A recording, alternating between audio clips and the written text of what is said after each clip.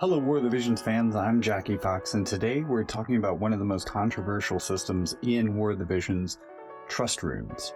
And to their credit, they have been finally upgraded recently to the point where they're actually really simple to do. I know I've said this a number of times, and I think that's a testament to how annoying this system was from the beginning, but the greatest amount of RNG, setting your passives, has now been removed from the system.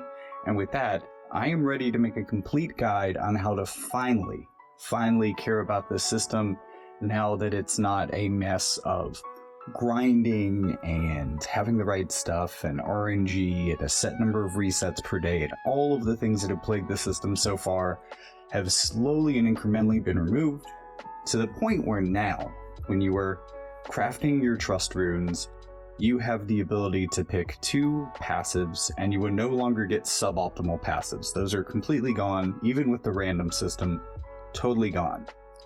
One of the things that this is going to mean is that we'll no longer really have to use the ability merge system. So I'm going to merge some of my trust runes here just to get some more concentrated ones so that I can dismantle and get rid of some of the old ones and give myself more to work with in this video, because I'm pretty much going to be redoing my whole trust runes setup throughout this video, or at least through parts of it. I won't show you all of that because it took a while, and it might take a while for you, but we're going to have a complete guide here that's going to show you basically like all of the things that you're going to need to know about the trust rune system.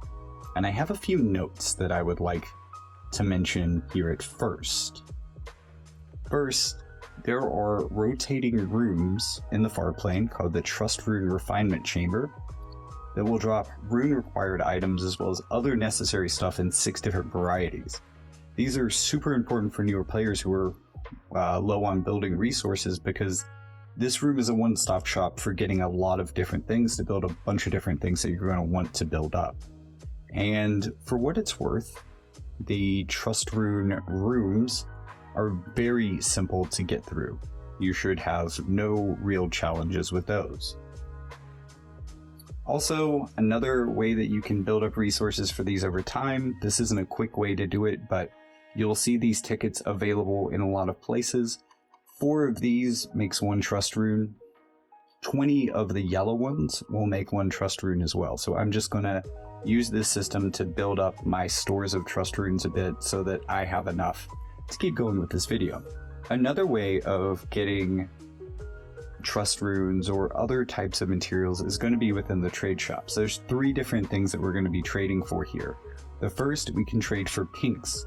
So there's going to be various things that can trade up for pinks, and you can trade greens up to blues, up to purples, up to yellows, up to pinks if you want to, or just purple straight into pinks. But if you don't have enough tickets like this, then you might need to start doing some of that stuff to get your pinks. And you're not going to need a ton, and it's kind of easy to get enough to get a kind of baseline sets done. And then you can start doing more and more specialized things from there, hunting on specialized days and really farming for this stuff. As you can see, if you have enough of these yellows too, you can get pretty far, although since you can only collect 10 at a time, it's a little bit slower. Another thing worth pointing out is that you can trade your lower rarity stuff that doesn't trade up very easily for pinks for shine sand, and shine sand is going to be what you need to build up the passives on your equipment. So you're going to need a lot of shine sand, especially trading a lot of your blue and green, as they're basically worthless, and really I would only have been using these to level stuff up anyways. This is just an easier way to do it as shine sand, so this conversion actually saves you a lot of time. Even if it is kind of inefficient, it's just going to save you time, so go ahead and do it. I wouldn't necessarily be trading yellows because those are pretty rare and trade pretty easily for pinks, but you can go all the way up to getting gold shine sand, and it's only going to take like 100 of these or 200 of these to max a full trust stone, so having 2,500 is 12 trust stones I can do just on my golds. That's fine. And then another thing you might need to trade for to level the trust runes themselves is especially the bronze adamantite. It's easy to run out of this stuff because the system can require a lot of it. As you can tell, I've built up quite a bit of this from farming. I don't need to trade down for it, but you can easily use the downward exchange to get enough of the lower rarity stuff if you're running out of it, as long as you have enough golds. And as you can see, there are a lot of options to choose from here in terms of the passive. A lot of them are kind of the same or similar to each other. There's a lot of groups of them. And later on in this video, I'm going to be breaking them down into a few really common builds. But there are a few things to remember about these while we're talking about them. Trust rune passives in particular, the thing that we can now pick out, do not stack with equipment passives. Some things like, say, slash attack or slash penetration are pretty common on swords or other type of slashing equipment, so they may not be required for your trust rune setups for a particular slashing character, depending on what type of weapon they tend to equip. You can also see similar overlaps with other things as well. For instance, in my evasion build, I do not recommend the evasion trust rune passive, because I am hoping that you are running a piece of gear that is giving you passive evasion that is far higher than the amount that you can get from a trust rune passive. Therefore, it would basically be a dead slot for you. And this is something that you're going to have to consider throughout this whole process. Moving on to trust rune set bonuses, we're going to be showing you these on screen, and these are kind of a unique source of a buff in this game, and therefore you don't have to worry about how these stack with other things. They do what they say. You don't have to worry about stacking with these. They're great for that. In fact, a lot of these builds are going to try to get certain bonuses from the sets and then double down on those bonuses with passives to really emphasize a certain build for a character. So an example is a 3 set of defensive runes gives healing power 10, which can stack with a rune passive healing power 10, or healing power up from staves, which could be like 15 or 20. So maybe if you have a good staff or something that's giving you healing power up, you don't need the rune passive, but this is still going to stack with the bonus for either a defensive or a spirit set. Healing characters are going to want those for maximum healing. Most other people will generally just enjoy the HP runes. They're a very good, very general way of stopping damage, and we'll see them on my Generalist build. And then on the offensive side of things, you're probably going to want to build a lot of agility runes and a lot of agility rune sets for a range of characters, because agility is important for basically everyone, and there's only a few niche cases where you're going to want some other attribute on the offensive side other than just making your character faster. Now we can go ahead and start to get into some of the builds that I've set up. The first is going to be evasion. So for this one, you're going to want to set either dodge or luck on your defensive side and speed for your offensive side. Dodge may be the most effective, but I think luck is kind of general. Dodge is probably going to be better for this particular build, but luck will be better generally. For your first set of passives, you're going to want luck plus 10 and agility debuff 50. And then for the last 4, null, confusion, stop, disable, and sleep. These are all mainly for magically based or high faith evasion characters, as these may not be as much of a problem for physical evasion characters. Although technically all 4 of these statuses can stop evasion in its tracks, so they still could be pretty important to have. And there's not a ton of other things that are super critical for this build. You can also combine this, since this is all defensive side, with one of these other 2 DPS builds that I've only done an offensive side for. These 2 could work perfectly together, so someone like Bradley could have the offensive DPS side, but also the evasion side as well. Except that maybe we're going to be running, say, dodge instead of attack, or luck instead of attack, since he's fairly accurate. For AP hungry characters, TP and AP are a good set of sets. And then for passives, acquired AP 20 is probably the most important. Null, Frostbite, again, more important for high faith characters, but at the same time, most high faith characters don't have problems with AP, so this is probably just good for everybody, but not quite as important as other things could be, or particularly the acquired AP 20. Moving down into my DPS build, so these are going to be based around either attack or magic sets, and you can kind of do what you want on the defensive side, maybe HP or something different.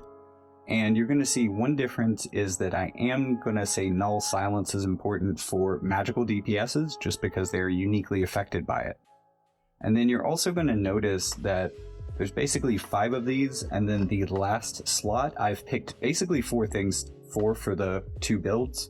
You'll notice the other part of that is elemental damage up, and this is going to be unique to different characters. So that last slot that you're combining with elemental damage up, you might make multiple runes for this, and you could use different combinations of crit damage up, accuracy up, damage limit up, or reaction block up, because they're all generally pretty helpful for a DPS, and it might depend on what you're really trying to build. And also, this is definitely going to be one of those builds, especially on the offensive side, where there's a lot of room for 2 or even 3 of these to line up with passives on your offensive equipment, so you may need to customize this for particular characters, or particular builds of them.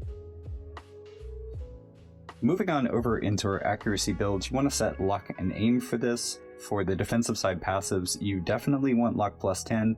You could also go with null blind, especially for higher faith characters, but this is also the only status that really deals with accuracy. Even a physically blinded character is bad, so that could be worth it. Also, accuracy plus 10 on the offensive side. Generalist build is something that a lot of people are going to like. If this is your first set of runes to build, here's 4 runes that I recommend building in 2 sets.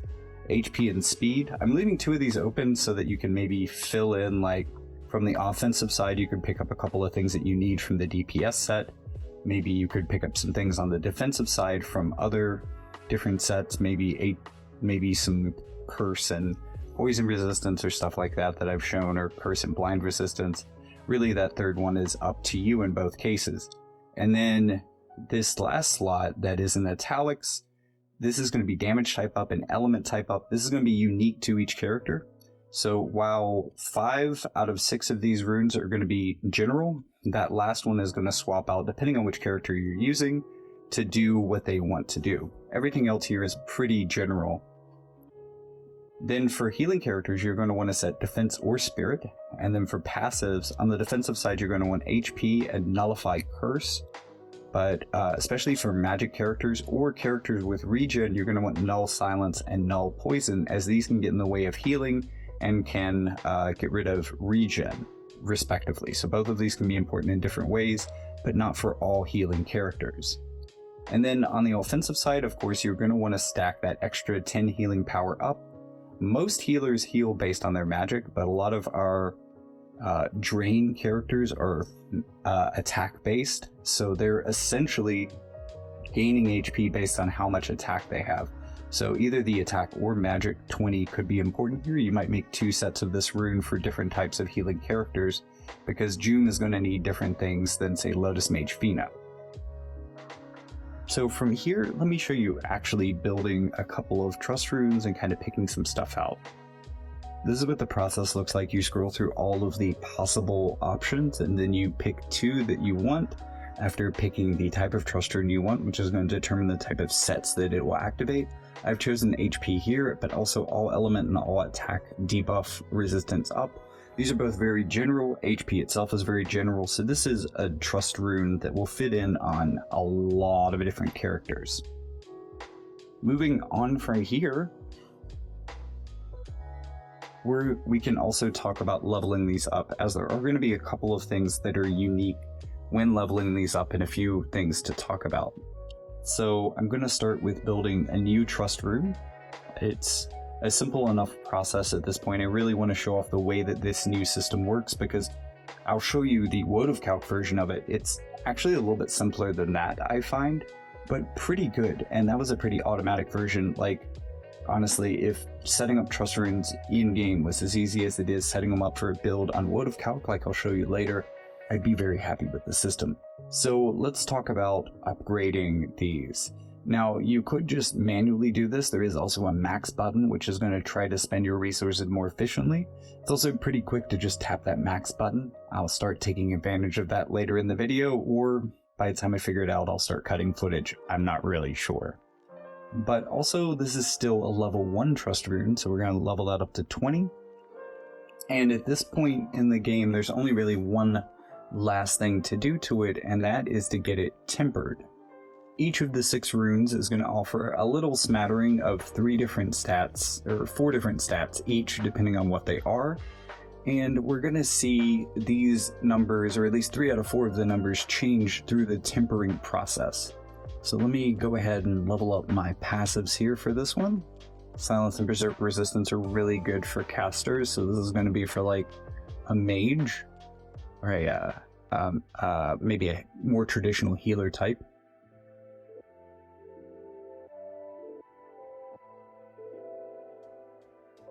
So as you're tempering, you want to focus on one stat in particular, because since they all move at random, you're only really going to be able to max one of them, maybe close to two of them at a time. So for instance, if I was going for either an evasion or an accuracy build for this trust rune in particular, I would be maximizing for luck. Otherwise, I'd probably be maximizing for HP, which maxes out at 160. There are a lot of particular stats among the 6 trust runes, and different builds are going to want you to maximize different ones. Usually you can't go wrong with focusing on the HP on the defensive side and focusing on a relevant attacking stat on the offensive side. But if you want an idea of the maximum stats for every trust rune slot, and you really want to maximize for most accuracy, most evasion, or something else like that, then pay attention here, because you actually do have the opportunity to see all of these in WotV-Calc. And this is kind of how it's always been. So when you go to build new materia, it'll show you the max stats for every slot on your materia. Or trust rune, it calls them materia for some reason. So over the next minute, I'm going to show you basically the rest of them as well.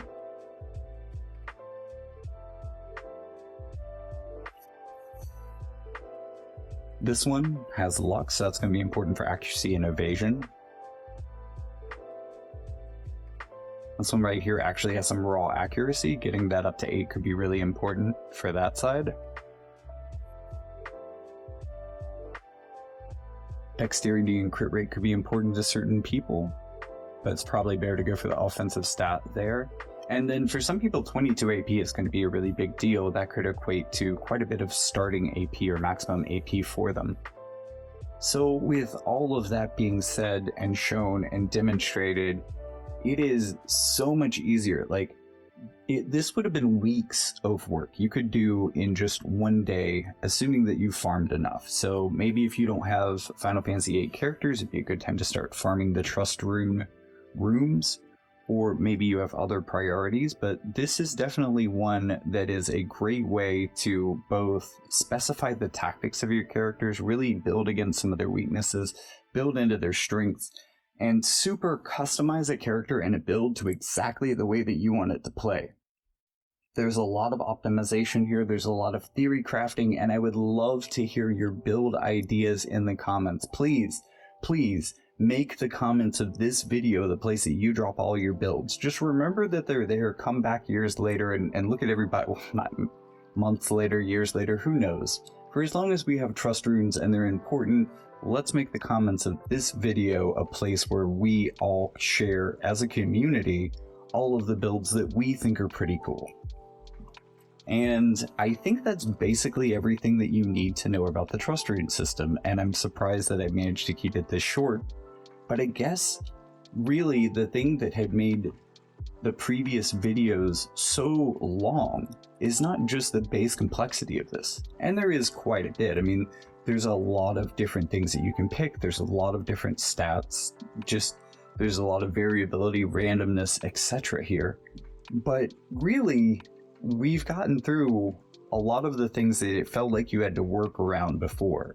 A lot of these systems work very fluidly now, in a way that I think I spend a lot of theory crafting and time and effort explaining how to do things better, when now it doesn't feel like it's a trap. It feels like it works and it's good, and now I think everyone should use it. I mean, I know there's a lot of people who've been avoiding it this whole game, but I think that right now is the moment where you could look at this with new eyes as a new system and just have it improve everything that you do for just a little bit of time and thought invested. It's even better now, I would say, that you can equip characters individually instead of TMRs, because now the ability to super customize and go in depth for particular characters is pretty massive. And depending on how specific and how many characters you want to build for like that, this could create a reason to actually farm these rooms again, even though, I mean, as you can see, I've long had more than enough resources, even on my weakest account, to do a lot of this stuff at the drop of a hat. And really, this is the hat I've been waiting to drop. So with all that being said, thank you so much for tuning in. Remember that the free-to-play option for YouTube is to like and subscribe, but also remember to tell me about your build ideas in the comments, what you like about the system, what you've thought about it, how you think the improvements work. If there's an additional improvement that you think would be better, like maybe even just get rid of the tempering system and give me max stats for these. Or let me pick one that can be max or something. I don't know, make that less RNG based, because that was maybe one of the more time consuming parts of this at points. And needlessly so, I think this would also bring a little bit more extra power into the Trust Room system, as it would be a little bit of a stat boost for everybody, a little bit more encouragement to do it. I think that could be pretty good for this system, especially in as good a shape as it is now. This would be a great time to get more players using it. And hey, at this point, now that the system works this well, I'm open to Trust Room improvements. And you know, those could be coming too. So with all that being said, there is a link in the description so that you can check out the rest of the Jackie Fox Media universe, including books, podcasts, and other channels, and pretty much anything else that I end up posting online, personal websites, stuff like that. That's going to be there. If that's what you're into, be sure to check out my books. I write fiction, stuff that you might be interested in as a Final Fantasy fan. And with all that being said, thank you so much for watching, and I'll see you in the next one.